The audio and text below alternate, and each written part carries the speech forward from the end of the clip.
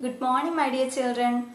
In the previous class, we learned the primary, secondary, tertiary sectors. Also, we understand the interdependence of these three sectors. In this part or in this video, we are going to the second part of our lesson. You all know that every occupation in our country falls under primary, secondary, and tertiary sector. In India, the availability of employment in primary, secondary, and tertiary sectors varies. From the table given below, we can see that percentage of employment availability of each sector, that is primary sector, secondary sector, and tertiary sector. From 1993, we can see that primary sector employment availability is 64.9%. In 2005, it may declined 56.5%, and also in 2011 we can see that it declined to 53.2. The second one, the secondary sector, in 1993 it is 14.2 percentage. In 2005 it becomes 18.7, 2011 it becomes 21.5. The last one, tertiary sector. In 1993, tertiary sector employment availability is 20.9. In 2005 it becomes 24.8. In 2011 it is 25.3. From this figure or from this table, we can see that, or we can find out the inferences that primary sector is the sector which gives the highest employment availability comparing to the other two sectors. But there is a tendency to declining the employment availability from 1993 to 2011. But comparing the other two sectors, we can see that those sectors are showing the tendency of increasing the employment availability. We can see that from 1993, the secondary sector provide 14.2 percentage employment availability. In 2011, it increased to 21.5. And also in tertiary sector, we can see that in 1993, it provides 20.9 percentage of employment opportunities, and in 2011, it increased to 25.3. By analyzing the table, there are some indicators are providing in your textbook. Let's find out the answers of that indicators. You know that the primary sector has more employment opportunities than the other sectors. Hence, agriculture allied activities provide more employment opportunities. The food required for our country, it may be primary sector. You all know that agriculture is related to primary sector. So, food is providing in agriculture sector, or food grain is providing in agriculture sector. Now we move on to the next topic, that is food grain production. You all know that India has been giving importance to the development of primary sector since independence. Well planned activities have brought about much improvement in food grain production. From this diagram, we can see that India has noticeable change not only in employment opportunities but in food grains production also.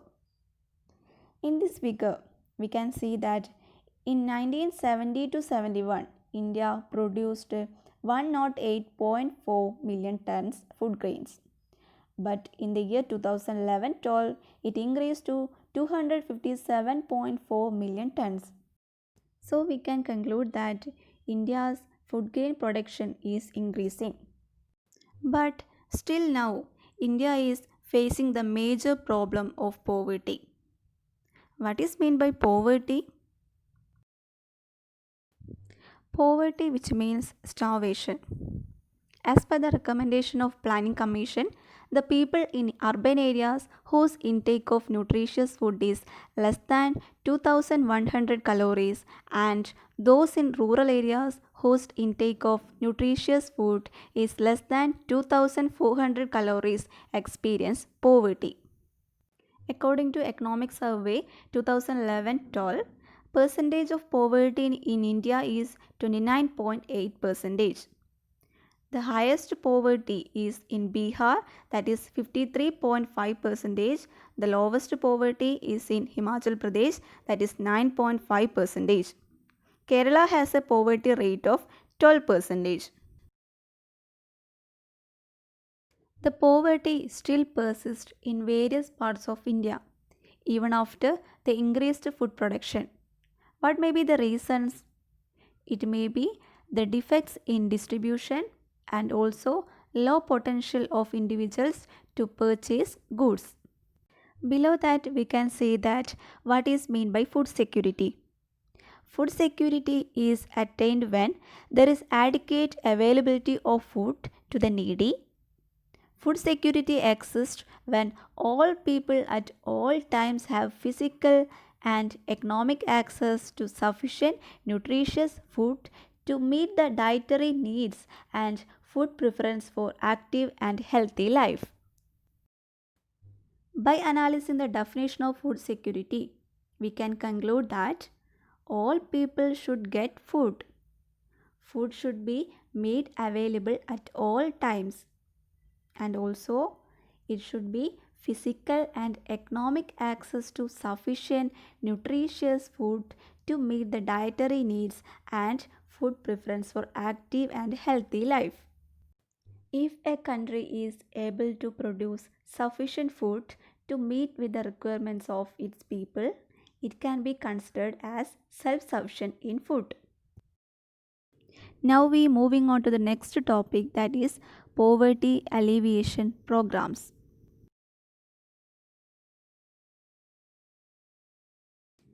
The government projects are Annapurna, Antyodaya Anna Yojana, Mahatma Gandhi Rural Employment Guarantee Program, and Swarna Jayanti Shahari Roskar Yojana.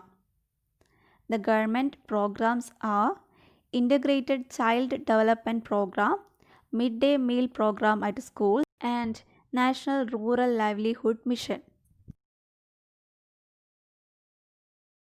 The first project is Annapurna, beneficial to people who are above 65 years of age and having no income. Free supply of 10 kg of rice through ration shops. The next one is Antyodaya Anna Yojana, beneficial to the poorest families below the poverty line. Supply of 35 kg of rice and wheat at the rate of 3 and rupees 2 per month respectively. The third one is Mahatma Gandhi Employment Guarantee Program, beneficial to those who are healthy and willing to work. Guarantees 100 days of employment. Persons of the age 18 and above can register. 1/3 of the beneficiaries should be women. And the last one is Swarna Jayanti Shahari Roskar Yojana, beneficial to the unemployment in urban areas.